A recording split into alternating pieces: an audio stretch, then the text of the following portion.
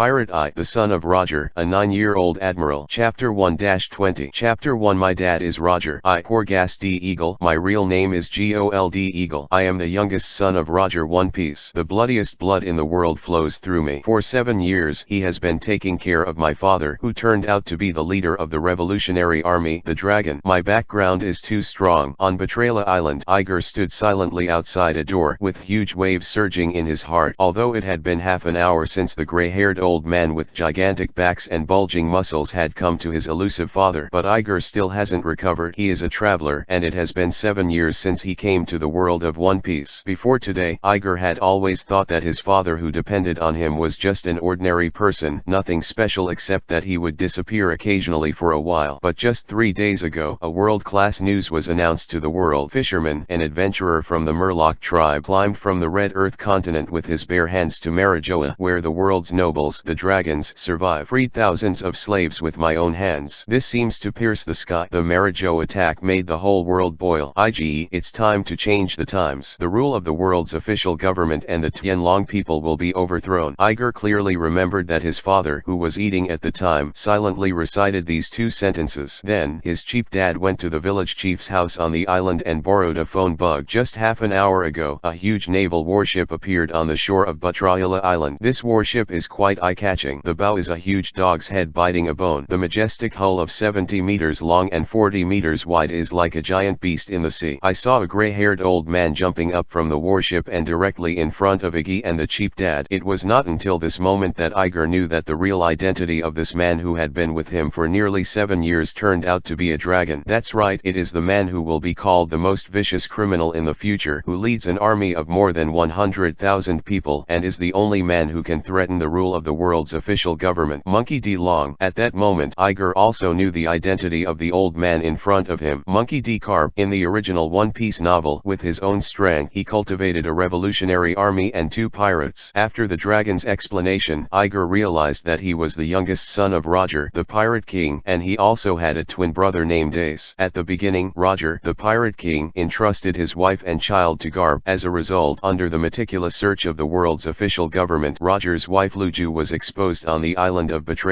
Forced to be helpless, Luju used great perseverance to forcibly prevent the birth of the child. After the search, Luju died after giving birth to twins. Before she died, Luju named her 2 children, Ace and Iger. 7 years ago, Garp picked Ace up and headed to Windmill Village, and Ig, who was handed over by Garp to his son Dragon, has been guarding Luju's tomb on Betrayal Island. Long. What do you mean by leaving here? Garp frowned, his eyes fixed on the dragon. He knows that this son of his own has not been a peaceful master since he was a child. I'm going to lead the Revolutionary Army and overthrow the rule of the world government. Long Gang said this with great ambition and was dragged into the room by Garp by his ear. In the next half hour, all Ig heard was the muffled sound of an iron fist hitting his body and the screams of the cheap old dragon. Bad old man, Eagle will ask you later. The door opened and Dragon's nose came out with a bruised face. Give me as far as you want and never let me see you again. Ig, I'll always be your father, but I have to do something important now. Forgive me for leaving you to Grandpa. Facing the 7-year-old Igerby, he gave the smiling face that fathers and sons used to make, and Longyi limped away gracefully. Iggy, come in. Inside the room, Garp's slightly tired voice came. Iger swallowed involuntarily, endured his fear, and walked in slowly. No way. As a pirate fan, Iger knows Garp's strength. According to the memory in Iger's mind, although Garp's rank in the Navy is only a lieutenant general, his real strength is definitely at the general level. With just a pair of iron fists, he made countless pirates turn into prisoners in the prison from the Free Sea. Moreover, along with the long-term expedition, although Garp did not deliberately reveal it, he already had a suffocating energy condensed from countless battles. It can be said that he is not angry with himself. Although Iger is a transmigrator, in the final analysis, he was just an ordinary person in his last life. When have he ever seen a big man like Garp? Besides, he has never awakened Goldfinger until now, and it is understandable to be frightened. The room was full of broken furniture, showing how much Garp hated dragons. Come and sit down. Garp sat on half of the sofa, frowned tightly, and pointed to the half of the stool in front of him. Thank you, Grandpa. Iger was still worried about how to communicate with Garp, but now he hastily sat in front of Garp. In fact, not only was Iger confused and hesitant in his heart, but Garp was also particularly stunned. All of a sudden, it was beyond his expectations that Long wanted to give him the 7-year-old Iger. You know, now he is a little exhausted just looking after those 2 little bastards who are clamoring to be pirates every day. Suddenly Garp was stunned. This little guy can't be like those two bastards trying to go astray. Egg, what is your dream? Garp's expression became serious, staring at Iger seriously. At this moment Iger's heart is very desperate. Without him, as a loyal fan of One Piece anime, Iger knew how sensitive his current identity was. Roger is the only man in the world who has ever reached Love Drew. This means that only Roger knows the information of the Great Kingdom contained on Ralph Drew and the truth of the 800-year blank century. This is the secret that the world's official government and the Tianlong people are trying to hide. He is a descendant of Roger, born to be wanted by the world's official government. Moreover, the cheap dad who has been with him for 7 years is still Monkey D. Long, the man who changed the world with his thoughts. Thinking back to what Daddy Cheap said not long ago about starting a revolution, you don't need to guess to know that this is a revolution. This is the foundation of shaking the world's official government and raising the banner of anti-government, which is quite impressive. It's going to be turned upside down. In fact, if Iggy was as talented as Roger or Dragon, he wouldn't be so desperate. The problem is, he is a salted fish. It's been 7 years since he traveled over, and he was just like an ordinary child, and he didn't show anything strange. Not to mention any golden fingers. As a transmigrator, he doesn't even have a root hair. When I thought about it, I might live in the days of being wanted forever in the future. Iger just wanted to run all night. It was so scary. Therefore, when Garp asked about Iger's dreams with a serious face, he was completely desperate. What dreams can a salted fish have? Salted fish have no dreams at all. Iger hesitated and didn't know how to reply to Garp, but at this moment a mechanical sound suddenly sounded in Iger's ear. Ding! The host's mood swings are detected and the Myriad Realms punch-in system is activated. Ding! It is detected that the host is in the world of One Piece and the reward system has been updated. Ding! Please choose the host as soon as possible. Do you check in today to get the reward? Department system. Iger's eyes were wide open and the excitement in his heart was beyond words. 7 full years. Laozu's golden finger has finally arrived. This is what every traveler should have. He has been a salted fish for 7 years, finally able to turn over. At this moment, Iger couldn't bear it any longer. He was so excited that his eyes were full of tears. System. Choose a punch card. Ding! The check-in is successful. Ding! Congratulations to the host for getting the exclusive gift package of One Piece. Ding! Do you want to open the spree? A series of mechanical sounds rang out in his ears, making Iger jump up with joy. Yes. Iger raised his sleeves and wiped away his tears, confirming immediately. Ding! The gift package is open. Ding! Congratulations to the host. Get a reward. Shasha Fruit Ability LV6 Awakening. Chapter 2. I'm going to be an admiral of the Navy headquarters. Shasha Fruit LV6 Awaken. After the system spree was opened, Iger suddenly became excited. Devil fruits, but the so-called secret treasures of the sea. Each one has a market value of at least 100 million Baileys. They can grant special abilities to the eater, but at the cost of turning into landlubbers. As far as we know, devil fruits can be divided into 3 types: nature, superhuman, and animal. Ig never imagined that what he obtained was actually a type of devil fruit natural element. It is still the rustling fruit that is quite strong in the natural system. You know, according to the original story, the owner of Shasha Fruit Crocodile was in existence who won the title of 7 Wuhei before being defeated by Luffy 10 years later. The Kai Wuhei refers to the big pirates recognized by the world's official government. Each of them has catastrophic destructive power and can even compete with a country on their own. From this, it can be seen how tyrannical the Shasha fruit is. Moreover, Iger's reward this time is not just the ability to obtain the rustling fruit. What he got was the awakened Shasha fruit. Fruit awakening is the second layer of the devil fruit's ability to use. If he can advance his abilities to awakening, then the user's combat power will instantly expand tenfold. Completely a qualitative change. Iger knew that in the entire pirate world, only the fruits of the superhuman and animal systems had awakening information. So far, no awakening information has been disclosed from the nature department. The fact that he can get the rustling fruit of the natural system not only breaks the law that the ability of the fruit cannot be the same, but also obtains the awakening of the fruit, which is simply incredible. The system dad is really awesome. He is an existence that breaks the rules of the world. At this moment, Iger felt that his future was starting to brighten up. Who would want to make a salted fish if given the chance? At this moment, Iger only felt that the blood in his body began to rush, and a warm current flowed slowly in his body. Immediately, Iger only felt that his body was extremely light, as if he could turn into countless tiny grains of sand as long as his mind moved. This is the biggest feature of the natural system. It can make ability users elemental, and can use this to avoid enemy attacks and make physical attacks ineffective. Iger's thoughts turned again. He felt that he could even create sand grains to destroy everything around him. This is the side where natural fruits can create corresponding elements sequence and carry out super attack. Ding! After the fruit awakens, the instruction manual will be issued. With the sound of the mechanical sound again, a torrent of memory rushed into Iger's head instantly. Afterwards, the many strange abilities of Shasha fruit and the information after awakening were all displayed in Iger's mind.